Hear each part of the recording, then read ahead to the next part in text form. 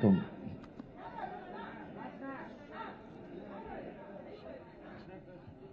Start பண்ணலாம்ல? இல்லை, நல்லா இருக்கீங்களா? நீங்க தான் நல்லா இருக்கீங்களான்னு கேட்டேன் சார். நன்றி நன்றி. அமெரிக்க நாட்டுக்கு போன அரசு முறை பயணத்தை நிறைவு செஞ்சுட்டு சென்னைக்கு திரும்பி இருக்கிறேன். இது வெற்றிகரமான பயணமாகவும், இன்னும் சொல்லணும்னா ஒரு சாதனைக்குரிய பயணமாகவும் அமைஞ்சிருக்கு. தனிப்பட்ட எனக்கு அல்ல, தமிழ்நாட்டு மக்களுக்கான ஒரு சாதனை பயணமாக இந்த பயணம் அமைஞ்சிருக்குங்கிறத முதல்ல தெரிவிச்சுக்க விரும்புகிறேன்.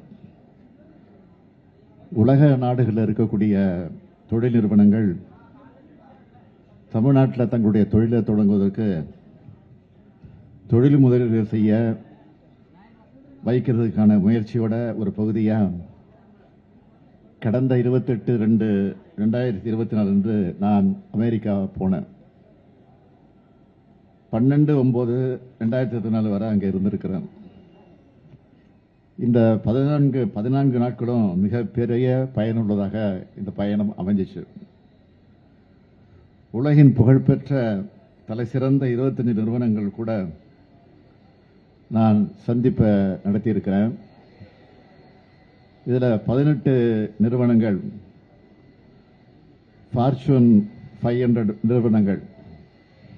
இந்த சந்திப்பின் போது 19 ஒப்பந்தங்கள் கையெழுத்தாகி இருக்கின்ற மகிழ்ச்சியான செய்தியை உங்களோட நான் பகிர்ந்துக்கிறேன். சான் பிரான்சிஸ்கோவில் 8 நிறுவனங்கள் கூடவும், சிகாகோவில் 11 நிறுவனங்கள் கூடவும் ஒப்பந்தங்கள் கையெழுத்தாகியிருக்கு. இந்த 19 ஒப்பந்தங்கள் மூலமா 7,618 கோடி ரூபாய் முதலீடு தமிழ்நாட்டுக்கு வந்திருக்கு. இதன் மூலம் 11,516 பேருக்கு புதிய வேலைவாய்ப்புகள் உருவாக்கப்பட்டிருக்கு. இந்த முதலீடுகள் திருச்சி, மதுரை, கோயம்புத்தூர், கிருஷ்ணகிரி, சென்னை, செங்கல்பட்டு, காஞ்சிபுரம்னு பல்வேறு மாவட்டங்களில் மேற்கொள்ளப்பட இருக்கு. கடந்த 29/8/2024 அன்று சான் பிரான்சிஸ்கோ நகரில் முதலீட்டாளர் மாநாடு நடத்தப்பட்டுச்சு.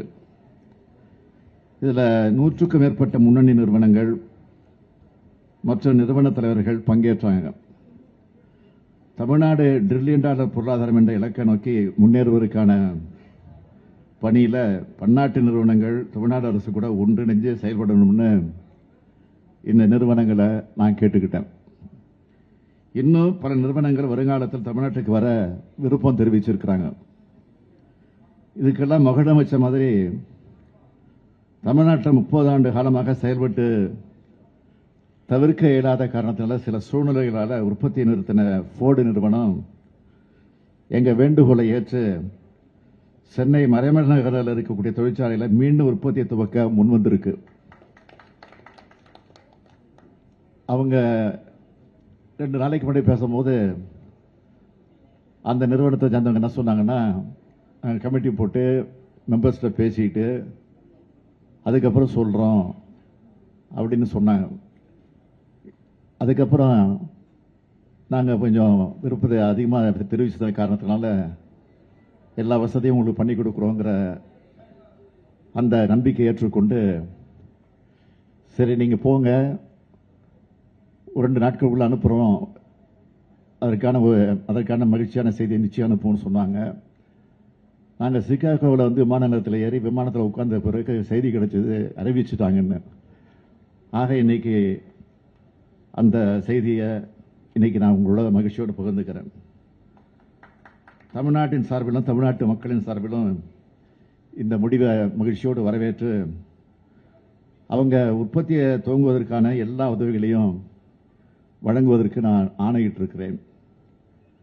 அதே போல என்னுடைய கனவு திட்டமான நான் முதல் திட்டம் வழியா தமிழ்நாட்டு இளைஞர்களுக்கு திறன் மேம்பாடு மேற்கொண்டு அதன் மூலமாக வளமான எதிர்காலத்தை உருவாக்குற வகையில் செயற்கை நுண்ணறிவு தொழில்நுட்பம் பற்றின பயிற்சிகள் வழங்கப்படுவதற்கான புரிந்துணர்வு ஒப்பந்தம் கூகுள் நிறுவனங்களோட மேற்கொள்ளப்பட இருக்கு.